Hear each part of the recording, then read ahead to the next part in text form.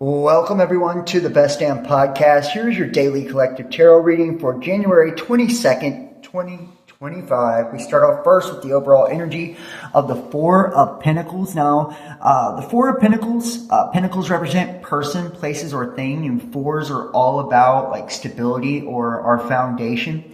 So I feel like with this overall energy, it's like you trying to hold on to some sort of foundation. It could be money issues for some of you. It could also represent like a person or a relationship or something palpable, something in the physical world, right?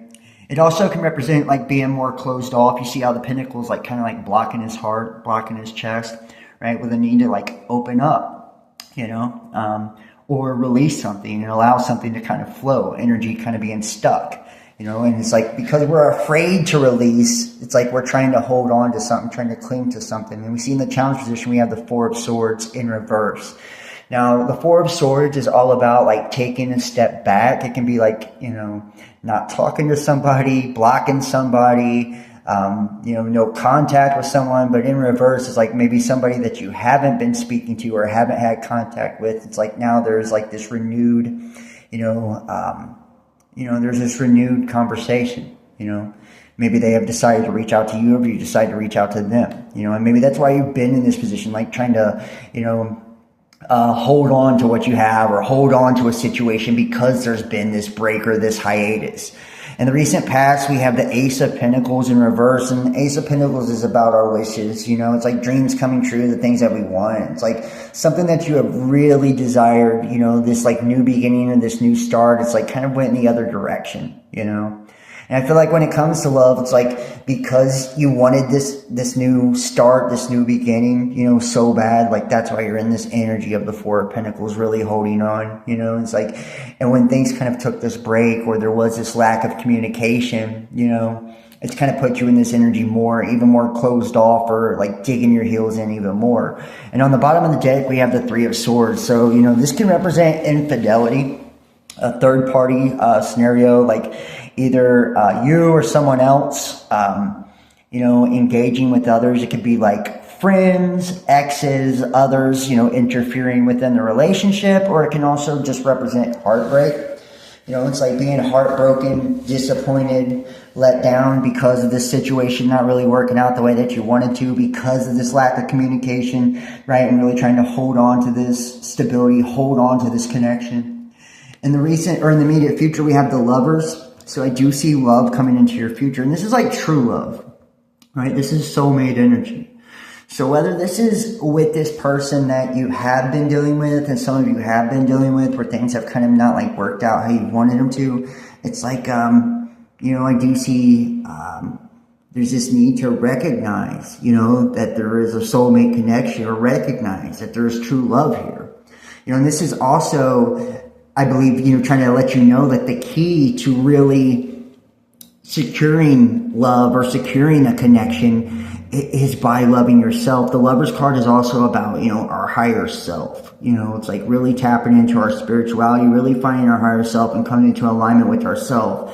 Because in the focus, the Knight of Wands is like someone being like very immature, just like going out having fun. I feel like this is kind of like what's kind of brought all this on, right? It's like been a little bit too much partying, a little bit too much immaturity going on within this connection, and it's like kind of caused some issues. And maybe it's like, you feel like the person's been playing around on you. Maybe they have been playing around on you, or maybe you've been playing around on them. And it's like, I feel like if you settle down and embrace this, that's when you can have this lover's connection here and have this true soulmate energy.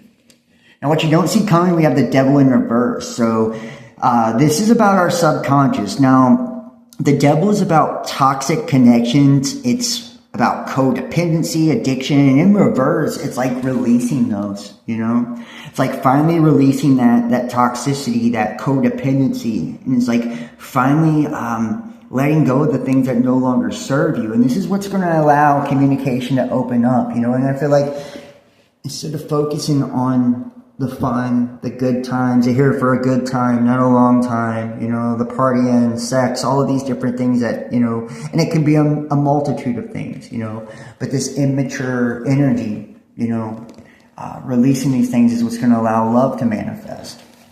Now we do see the Queen of Swords here. The Queen of Swords is like, it's about being open for communication, but it's like honest, open communication, you know? It's like she's willing to talk, and she's willing to negotiate, she's willing to communicate, but it's only if you're coming correct and coming with the truth, you know?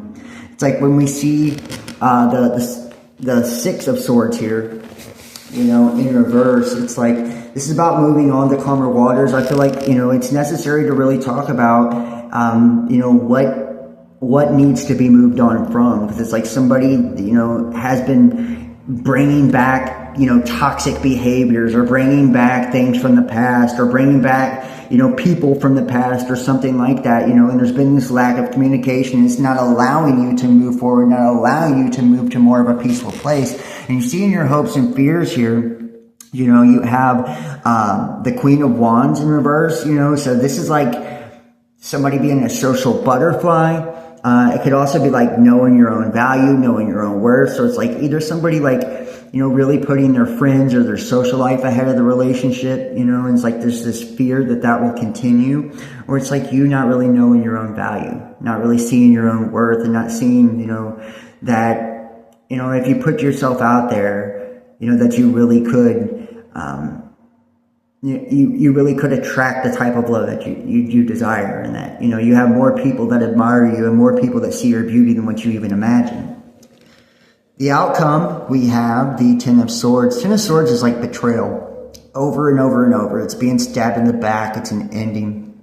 You know, so this is an ending to a relationship, and it's clarified by the Five of Swords. And, you know, it's like these betrayals, they've caused conflict over and over and over again, right? And it's caused this inner turmoil. It's like on whether to walk away or not, or whether to release or not, right? So it's like, it's either we're putting an end to the betrayal, putting an end to the conflict, and this is what's going to allow for this true love to manifest, or this true love to kind of begin, or this healing to begin, you know, or, you know, there's an ending coming to the situation. That's, you know, that's what's finally going to bring in the real love, is by releasing the situation, releasing the conflict, the arguing, you know, being stabbed in the back time and time again.